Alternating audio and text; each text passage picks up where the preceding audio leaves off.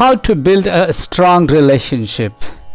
Ladies and gentlemen, boys and girls, I am going to share 3 things to make a strong relationship. There is something common between you and me. We all wish to have a happy and healthy life. If you think fame and money can bring happiness, you are not alone. What keeps us healthy and happy as we go through life? Longest Harvard study on humans since 1938 shows something different. Dr. Robert Waldinger, the director of the Harvard study, shares 3 key messages is this. 1. Social connections are really good for us and that loneliness kills. People who are more socially connected to family, friends, community are happier.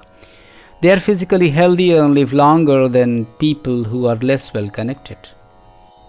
Second, it is not just about the number of friends you have, and it's not whether or not you are in a committed relationship, but it's the quality of your close relationship, how much depth and honesty exists in it. Specifically, study shows that having someone you can rely upon helps your nervous system relax, help your brain stay healthy, and reduces emotional pains. So the biggest predictor of your happiness and fulfillment overall in life is love. So this is a very great reminder to prioritize authentic connections with others, because the data is clear that in the end, you could all have the money, but without loving relationship, you won't be happy. Humans are one among the millions of living species on this earth. It has been said in scriptures, Sukham vanchiti sarvo hi taccha dharma samadbhutah tasmat dharma sada karyah sarva varanai priyatnatah. The urge for happiness is a natural instinct for every created being. All of the world's created beings are engaged in a constant endeavor to attain peace and happiness and avoid sorrow, and humans are not an exception.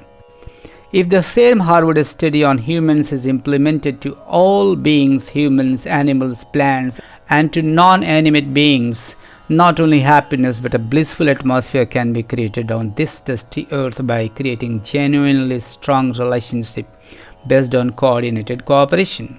We know the language of love is understood by all living beings. You must have seen even the ferocious animals. If you love them genuinely and show sincere sympathy with them, they understand and reciprocate unbelievably to that person. Here is 3 approaches which together can make an entire globe healthy and vibrant. New humanism. When love for humans are extended to plants, animals, and even to inanimate world is called new humanism. All living creatures in this manifested universe are the children of the same cosmic entity. We are all the progeny of the same supreme progenitor. Naturally, we are bound in a thread of fraternal relations. This is the central spirit. Remember, as your life is dear to you, animal life is equally dear to them.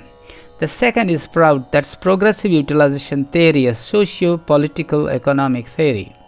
The first priority of Prout is that the basic right of all people is to be guaranteed the minimum essentials for their existence, including at least food, clothing, housing, education, and medical care. These basic rights should be arranged through 100% guaranteed employment and not through welfare or dole-outs. We know the unemployment is a critical problem in the world today, and 100% employment of the local people is the only way to solve this problem. P.R. Sarkar, the founder of Prout, says, like any other problem, great or small, there is only one way to solve economic problem, and that is through genuine love for humanity. This love will give guidance to the people. It will show them what to do and what not to do.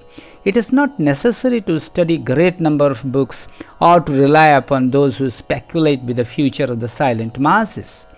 The only essential requirement is to look upon humanity with genuine love and honest sympathy. Nelson Mandela quotes, "Poverty is not an accident like slavery and apartheid. It is human-made and can be removed by the action of human beings." Popular Indian President Dr. APJ Abdul Kalam says, "Don't we know that self-respect comes from self-independence? So every citizen must have a right to live an economically independent and graceful life."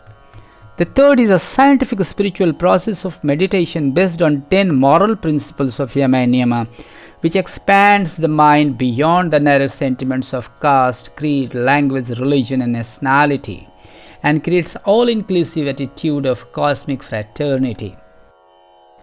One should always keep in mind that human society is one and indivisible. Question comes, does fruit exist anywhere in the world? Yes, it exists in the most common economic unit of the world, the family unit. In a family, first you use your resources for providing the essentials like rent, food, clothing, etc. Only if there is a surplus money over it would go to the individual family members' needs like music lessons or football uniform, etc.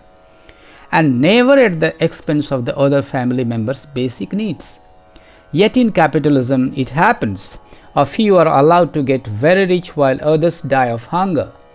If you want to understand Prout, then just understand this concept of the family. Prout is the application of this family spirit to society and economics. And the spiritual approach goes beyond the threshold of the physical and psychic world. This is a new dimension of philosophy, a new branch of human knowledge. Spirituality is the central avenue which maintains the balance between Prout and neo-humanism. Spirituality is like a bird where one wing is Prout and other wing is neo-humanism, and the bird is flying along the path of beatitude towards the supreme entity, experiencing bliss on the path, and hence called the path of bliss or Anandamarga in Sanskrit. So this eternal process of building a strong relationship among all living beings provides not only happiness and good health, but a blissful state where everyone experiences infinite happiness. Sukham Anantam Anandam. A blissful state is nothing but infinite happiness. This is Rajendra signing out till we meet again.